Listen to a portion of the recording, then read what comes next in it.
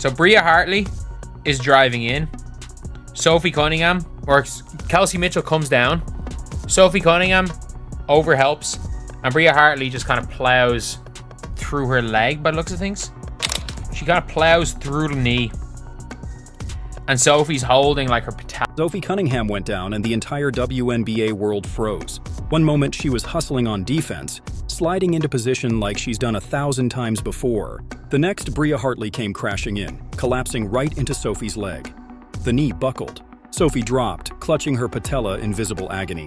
Fans gasped, teammates froze, and the arena fell silent. And she's going to be done for the year. I don't know how much longer the Indiana Fever can continue to survive with these injuries. I just have to be honest. I got to be real. We lost Sydney Coulson to a torn ACL. Ari McDonald, broken bone in her foot. Caitlin Clark has played like 12 games all year or something like that. Dewana Bonner scammed us. I mean, it's been a complete shit show, to say the least. It's been a shit show. I just gotta be honest. On the broadcast, the slow motion replay was even worse. Hartley's body plowed through Sophie's leg in a way no athlete wants to see. Cunningham's screams pierced the silence, and the energy of the game shifted instantly. But the real story didn't start with Sophie on the floor. It started with what came after. Her sister and her mother immediately took to social media, blasting the WNBA and referees for failing to protect players. Paula Cunningham, Sophie's mom, didn't mince words, suggesting Hartley had a reputation for reckless play and that the league's inability to hold players accountable is beyond negligent. Lindsay Cunningham, Sophie's sister, went further, openly calling the officiating pathetic. Immediately in the game, the refs was just on some ish, bro. Just on something, and y'all know what I always say, man. What if Sophie or somebody was your aunt, your niece, your daughter? You know, you got to put yourself in reality, you know, because she is somebody's daughter, she is somebody's sister, and this is just unfortunate. And those of you who don't think a civil rights investigation need to be brought upon this league is tripping. This civil rights Both messages spread quickly, igniting an already simmering conversation about the WNBA's integrity. This wasn't just an accident. At least that's what many believe, because Sophie's injury wasn't happening in isolation. This was just the latest blow in what fans are calling the Indiana Fever injury epidemic. Caitlin Clark, the single biggest draw in the league, has missed 19 of 32 games this season. Think about that. The woman who single-handedly transformed the WNBA into must-see TV has spent more time in sweatpants than in a jersey.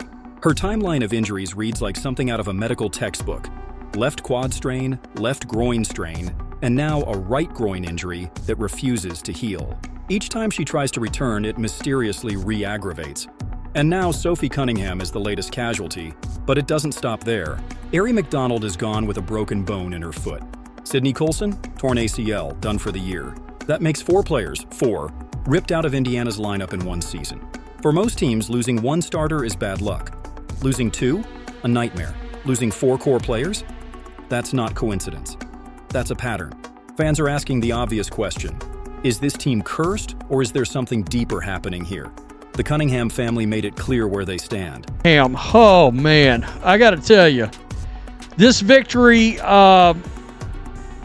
it came with a big price.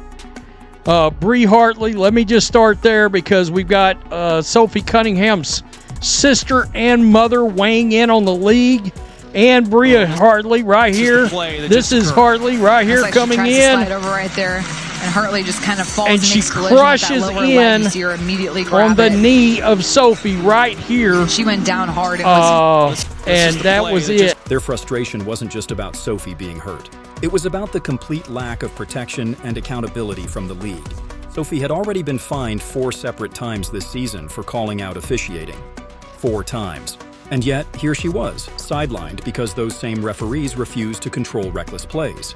The irony is painful. She pays thousands in fines for criticizing refs, then gets injured in the exact environment she's been warning about.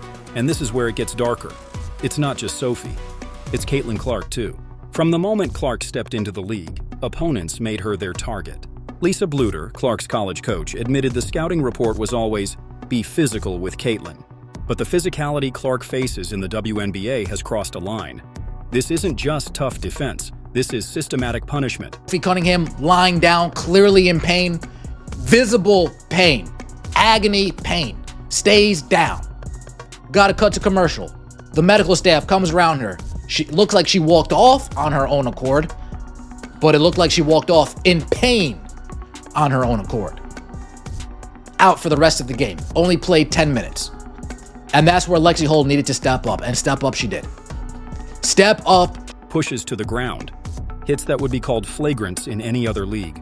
Cheap shots that go unpunished. Every game feels like open season on Clark and the referees. They swallow their whistles. Stephanie White, the Fever's head coach, said it plainly. The physicality has been at a different level this year.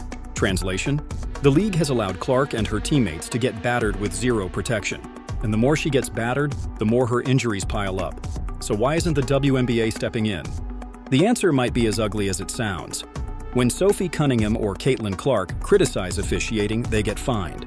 When a coach calls for accountability, they get sanctioned. But when referees allow a demolition derby on the court, the league does nothing. It's a silence that speaks volumes. The most popular team in women's basketball history has been forced to sign Odyssey Sims to a hardship contract just to field enough players. That's how desperate things have become. A team that was built to compete for a championship is now being pieced together with emergency replacements. And this is why people are whispering about conspiracies. Christine Brennan from USA Today summed it up perfectly.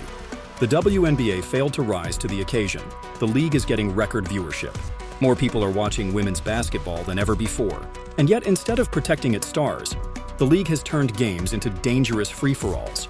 The Indiana Fever, the league's golden goose, have been reduced to limping through the season while rivals close the gap in the standings. Fans aren't stupid. They've connected the dots. Cunningham fined for calling out referees. Cunningham injured.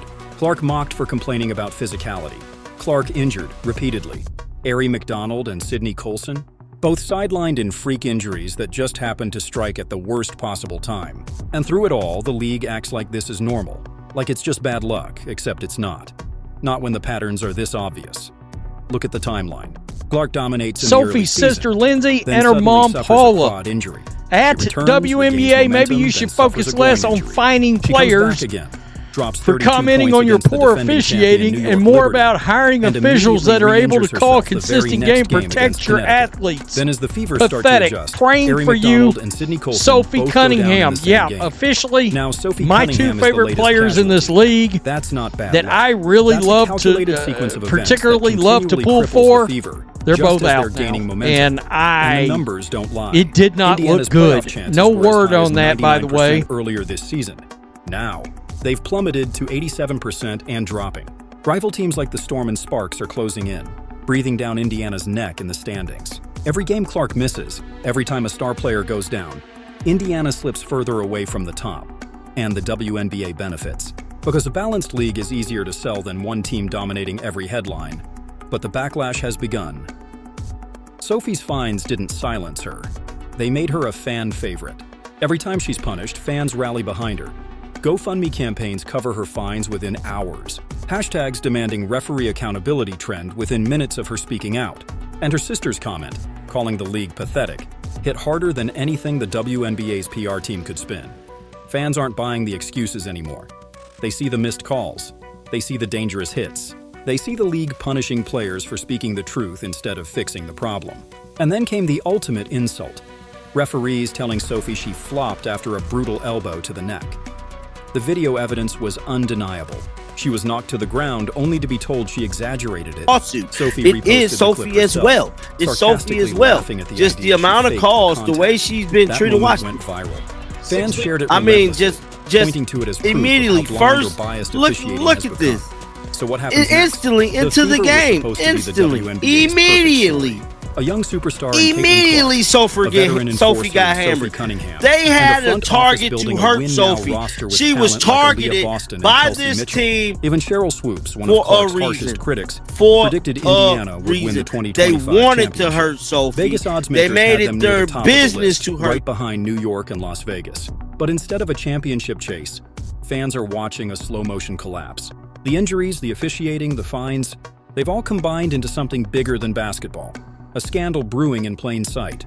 A league that claims to be growing faster than ever, but refuses to protect the very players fueling that growth. A fan base that's starting to believe the WNBA doesn't want the Fever to succeed at all. And here's the haunting question: what if they're right? What if every missed call, every reckless hit, every mysterious injury isn't random? What if the league is quietly engineering a storyline to keep things competitive, to prevent one team from overshadowing the rest? The conspiracy theory may sound far-fetched, but when 4 of your best players are sidelined in one season and the referees treat fouls like optional suggestions, how else do you explain it? Sophie's mother, Paula Hartley, is a disgruntled player having trouble everywhere she goes. She's playing mean and plays out of control. So, what can you say? I do not blame Sophie's mother and sister for being upset. Marina Mabrey went nuts in this game, scored 20. The Fever's championship window is closing fast, not because they weren't talented enough, but because their stars are dropping like flies while the league shrugs its shoulders. If Caitlin Clark doesn't return soon, Indiana's playoff hopes could collapse entirely. And if Cunningham's injury is as bad as it looked, the team's win now season may already be over. This is bigger than Sophie, bigger than Caitlin. This is about whether the WNBA values its players or its narrative more. Fans have made their choice clear. Told y'all Bria Hartley is a dirty player. She's no different than Dejanay Carrington. It just doesn't get as much publicity because the Connecticut Sun stink.